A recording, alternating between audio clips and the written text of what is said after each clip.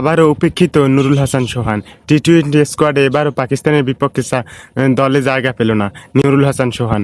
এক অবাগা ক্রিকেটার, নিজেকে ভাবতেই পারে। ফর্মের তুঙ্গে থেকেও দলে ডাক পাচ্ছে না, জাতীয় দলে ডাক পাচ্ছে না। নির্বাচকদের পছন্দর প্লেয়ার হতে পারছে না সে, নির্বাচকদের গুড বুকে সে থাকতে পারছে না। কি পারফরমেন্স করলে যে সে নির্বাচকদের গুড বুকে থাকতে পারবে সেটাই এখন বুঝতে পারছি না। নুরুল হাসান সোহান দেখেন, প্রত্যেকটা সিজনে প্রত্যেকটা লিগে সে ভালো খেলে।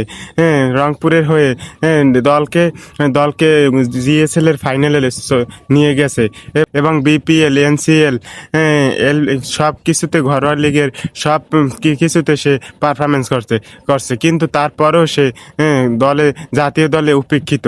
আমি বুঝতে পারছি না সেটা কিসের জন্য, কি তার কাছে কি এমন অভিমান তার জন্য যে নির্বাচকদের, তার কাছে আমি বুঝতে পারছি না। আশা করি হয়তোবা সে পরবর্তী সিরিজে অবশ্যই যে কোনো ফরম্যাটে, ওয়ানডে বা টি-20 স্কোয়াডে সে জায়গা করে নিবে। আশা করি নির্বাচকদের গুড বুকে সে জায়গা করে নিবে।